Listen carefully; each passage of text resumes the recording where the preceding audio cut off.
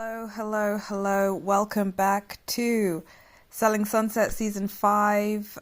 This is my review of the full season. The biggest news is Jason and Chriselle are now a thing, and they are in Mykonos, Greece, proving it to us. You basically need to wear beige to go on this holiday. That's kind of the main thing I took from it all.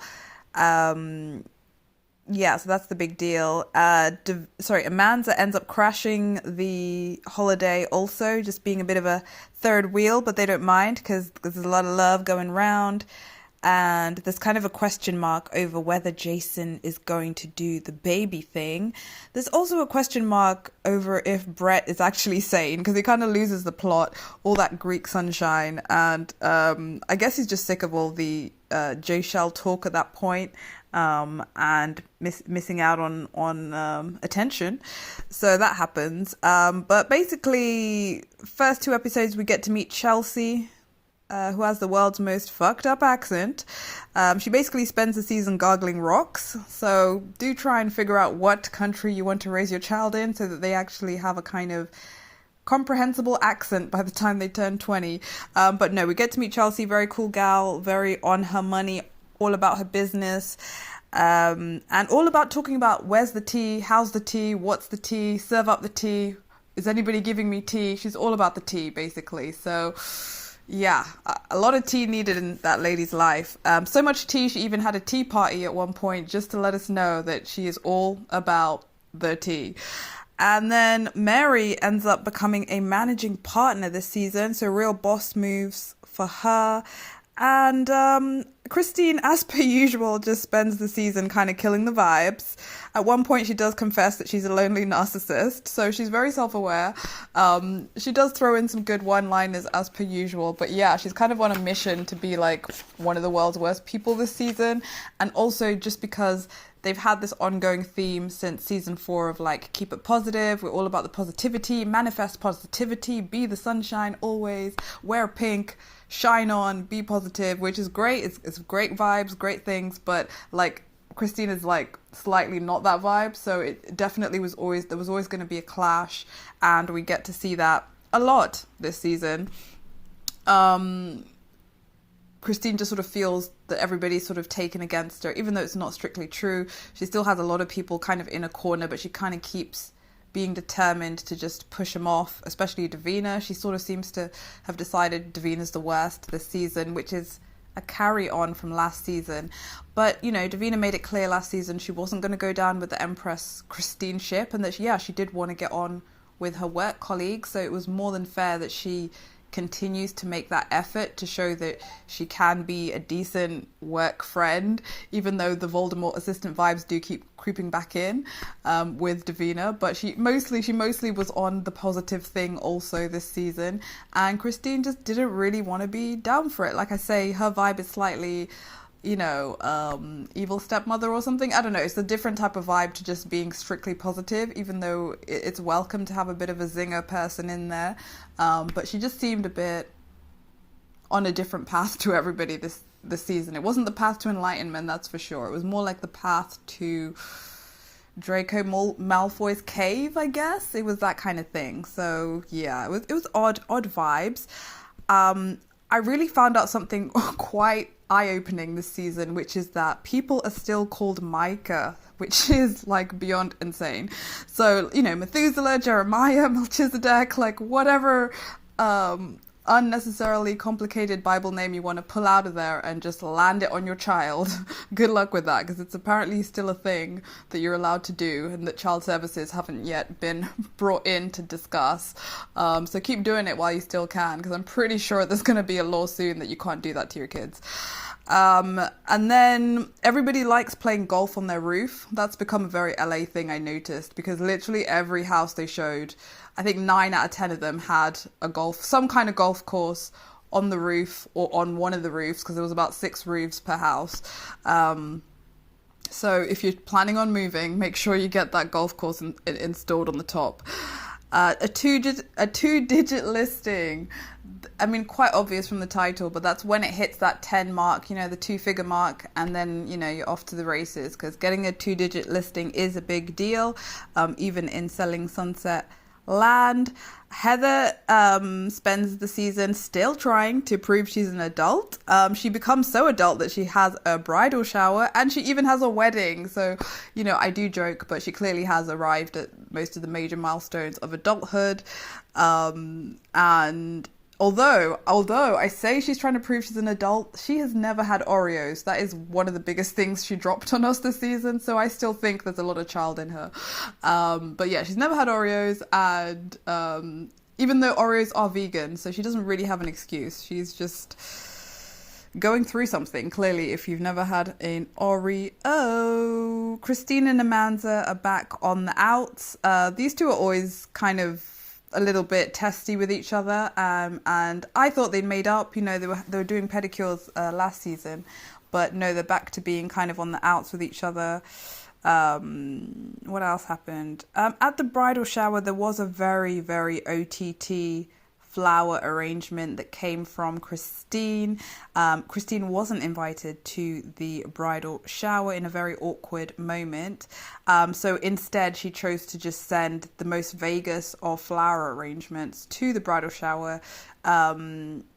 I guess to ensure that everyone did remember that she was the star of the show. And at first it seemed like she was trying to declare undying love to Heather. That's how out of this world the flower arrangement was. But no, I think she was just trying to be Christine and kind of like keep people guessing and keep them on their toes a little bit about her strange moves. And yeah, what else happened? What else happened? Oh yeah, another unnecessary, quite horrible argument broke out at a broker's open. So I don't know if they're called brokers open because you're supposed to like just break open all the stuff you've been holding inside for the last 3 months, but that's what seems to keep happening in Selling Sunset World. So they had this quite intense brokers open where all of them kind of piled on Christine, and Chelsea, the new girl, felt it was a bit inappropriate, maybe unprofessional, and it didn't look too good to have about 7 women piling onto one, which Christine is a very strong character, so in a way they do know that most of the time it's not completely out of nowhere that at least 7 of them would have to kind of try and get her to see where they were coming from, because like 2 or 3 one person she can swat away quite easily. 2 or 3 I think is a bit more fair. It can be a bit jarring, I guess, for 7 people to try and have their say, which I think is what Chelsea was reacting to. But like the other people sort of explained or tried to, Christine is that character that she could probably take them all out. So they were just sort of trying to get at least a word in to sort of say things have been going on in the office and we feel like we have to find some opportunity to try and ask you about it or try and get you to sort of understand that you're being a bit much and it's okay for you to kind of come back towards the ground and try and sort of see us eye to eye a little bit more and not just assume that Christine's always right and everybody else is always wrong. So I think their hearts were in the right place, but for whatever reason, Christine just didn't want to see their side of it. So yeah, the brokers open, a lot of things were broken and a lot of people are not as friendly as they used to be. And that's just what it is. Davina ran into a bit of trouble. Davina ran into a bit of trouble with a client who felt they weren't being treated very well, which, to be fair, was kind of coming across. For some reason, she just wanted to rush this lady out of the house when this lady was like, look, I just want to chill for give me 30 days just to absorb the zen and then maybe I'll get to moving. But some kind of miscommunication, it didn't work out too well, and said lady was like, I'm done, I'm not doing this anymore, this is way too stressful, and she moved on from Davina, who then ran back to Adnan, it seems, and tried to get him to help her out and give her a listing. I guess she was feeling a little bit insecure, otherwise why would you run back into the arms of a Sith Lord? But she did decide to go back to Adnan, and he did grace her with some little kiddie house somewhere that he wasn't too bothered about, and she got to put that up for rent. So she got something out of it, returning to kiss the ring. And then we got into episode 7 and 8, and there we saw Davina trying to help Christine. So last season Vanessa kind of tried to set Christine on the path to enlightenment, And then that didn't really work out. I really don't know where that lifestyle guru has got to. Pretty sure Christine didn't carry on seeing her, although I could be wrong. But yeah, so this season it was Davina trying to help Christine onto the Let's Do Better island, and Christine just wasn't still not seeing the value in being a decent human being. So you know, I mean, I kid. I think she was just kind of like, yeah. Chriselle gets to meet the possible mother-in-law. She actually gets to meet Jason's mum, which was, I think she did pretty well. I think, you know, meeting the in-laws, it can always be a bit awkward, but I think Chriselle showed great grace and natural good spirit, and she might have won her mum and, well, her mother-esque figure over a little bit to Team Chriselle. So I think she did all right. I just feel this season there was so much like musical chairs going on. Like nobody has a desk at that place anymore. Everyone was just hot desking every 2 minutes. So the amount of times you're going to see somebody in that season ask, where should I sit? Or where is my desk? It's just testament to the amount of people they were trying to cram onto like 5 chairs. So they don't seem to want to splurge on new desks, but they definitely are okay, like, you know, selling on $20 million houses and getting like $1 million commission, but nobody seems to be able to afford some new desks for the people who are bringing in the dollars. But that is what it is. Maybe season 6 could just be them shopping for desks so that nobody's having to sit on the floor, because I feel like they've all proved themselves by now. So there is that. Chriselle, I think her big thing this season is that she really did let us know that she's looking to have kids. That is definitely part of her plan. You know, she's getting the eggs frozen and all that kind of thing. And she does say to Jason, if you're not on board with this, spoiler alert, if you're not on board with this, then it is going to be a deal breaker and we are going to have to split up. And Jason's like, I'm going to think about it. I'm really feeling like I want to do this. I can see myself as a dad. And everybody else is kind of like, oh my gosh, Jason, get pregnant now. You'd be a great dad, blah, blah, blah, blah, blah. But whatever retreat he goes to figure himself out, he comes back and he does let her know that no, he doesn't want to do the dad thing. And understandably, you know, it's really tough, and unfortunately they do split. So the season does close with Chriselle in tears and crying and visibly upset over realizing that her relationship is over.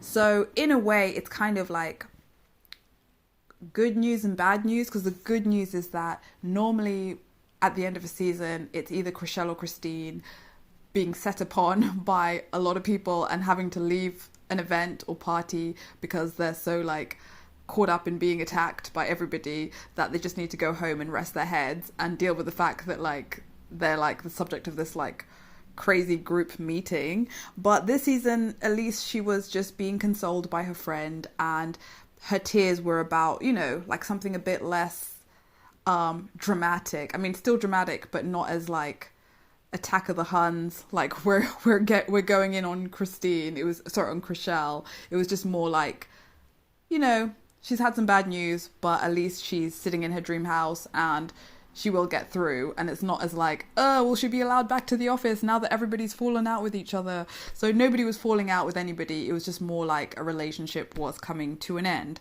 So that's how we do see the season end.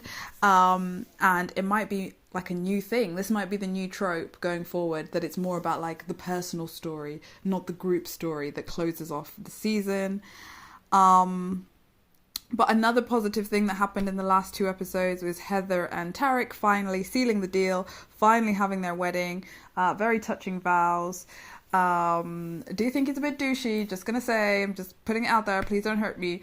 But you know, he seems to bring out a really good thing in Heather. I think he makes her a lot, like, she feels very supported by him, and I think you can see that in her interactions throughout the season, because she's a lot more assertive and she's a lot more sure of what she needs to say. So he's obviously having some great effect on her.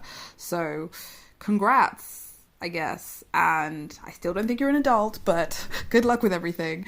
And yeah, I think that was pretty much it for this season. Oh, I did get oh yeah, Vanessa. Vanessa has her new beau, Nick, the English guy, and you can see that they're clearly like very taken with each other. And they're having this kind of like whirlwind fall in love. This is the one romance. And I think Vanessa's questioning if she should stay at the Selling Sunset group because, you know, she's met this great person and potentially she should move to London so she can be close to him. And yeah, she's sort of weighing that up. Davina's kind of like egging her to leave. I don't know if it's completely altruistic. A little bit of the old Voldemort's assistant vibes kind of crept in. Kind of Davina being like, yeah, go, because I kind of need the desk space. That's kind of the vibe I got from it. But maybe I read it wrong. Maybe she was just trying to be a supportive friend. And then the final thing of the season, the magical thing, is that they had a reunion episode.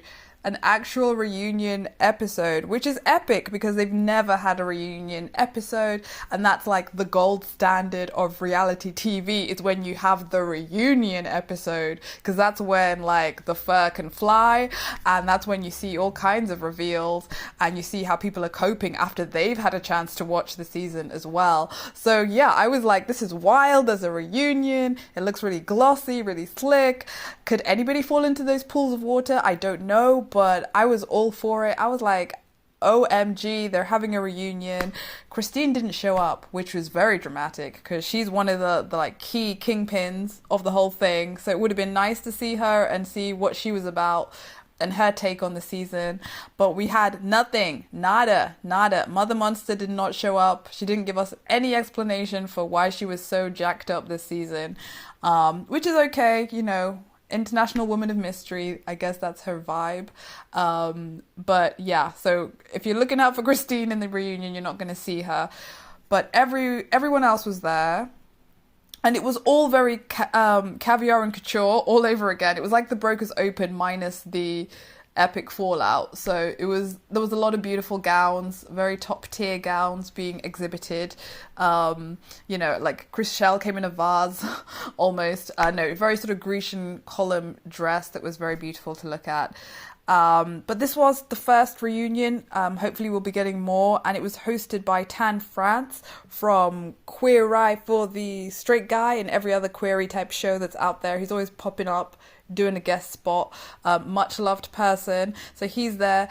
And he did go in on them a little bit. I thought he was going to be all like kind of sweet and, you know, reassuring and kind of, you know, up their ass a little bit. But he dug it in. He did a bit of investigative journalistic work. So yeah, I was very impressed with his little pokes into what was going on in the show, because I would have assumed he'd probably go a bit light, but he did probe some of their intentions and what they were really trying to achieve with some of the things they were doing that season. So I thought that was good.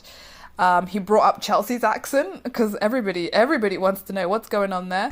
But she gave a very, very valid explanation. You know, she says she's lived in Nigeria. Well, her parents are Nigerian, so she heard that a lot growing up. Then she's been in London, then she went to Switzerland for a bit, and then she's been in different states in the US. So yeah, she's going to be a little bit all over the place geographically, but that's just the vibes she's always been around. So we shouldn't take it too personally. She's trying to figure it out herself, but she's sort of, this is how she is, she says. This is the accent you're going to hear for a bit, so just get used to it.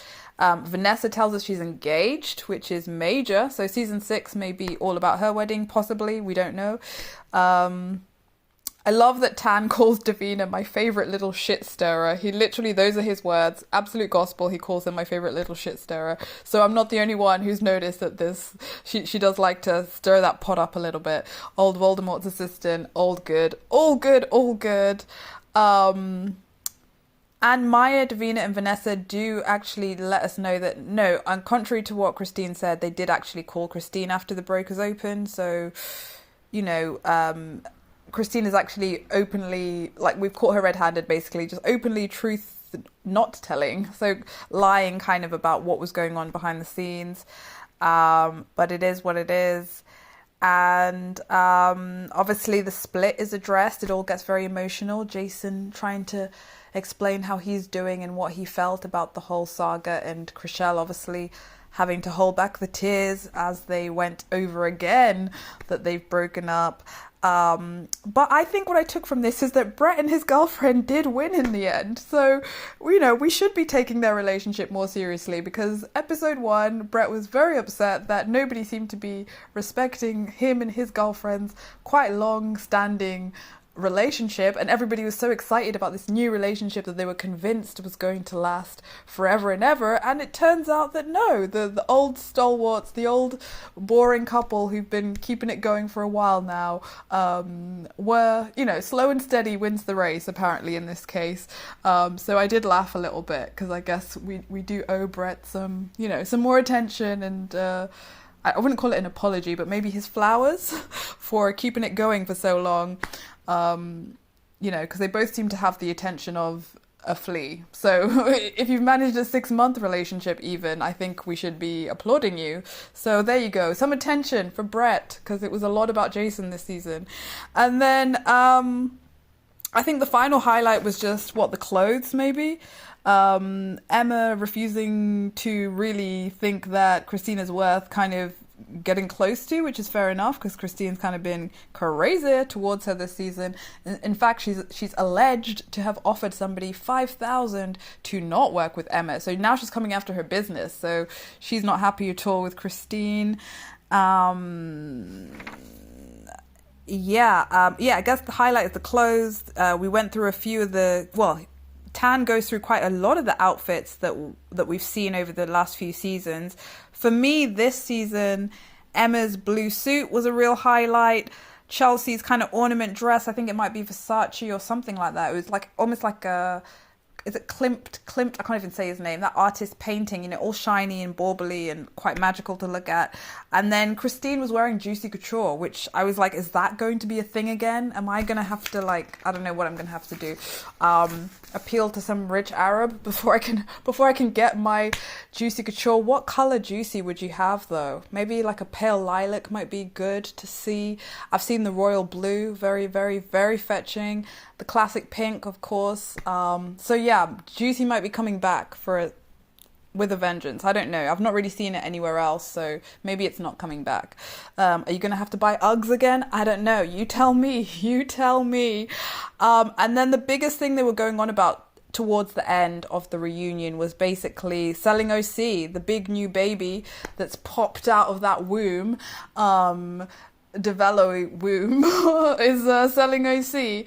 I just think the biggest thing for me is there's some men in the show. There's a lot more men in selling OC, so that's going to be interesting. Is it going to make it boring, or is it going to make it amp up the freaking drama? Already from the trailer, I know that one thing about them tables, they turn. So do tune into my Selling OC review and let me know what you think about season 5 of Selling Sunset, and also do click into Selling OC review and tell me what you're thinking about Selling OC, because apparently it might get spicy, extra spicy, and then Chelsea will have some tea. So yeah, do watch, comment, subscribe, leave me some comments, let me know what you were enjoying from season 5 of Selling Sunset, and I will see you in some future reviews, or I will see you in season 6, basically, whenever that's coming, as soon as, and we'll talk then. So bye!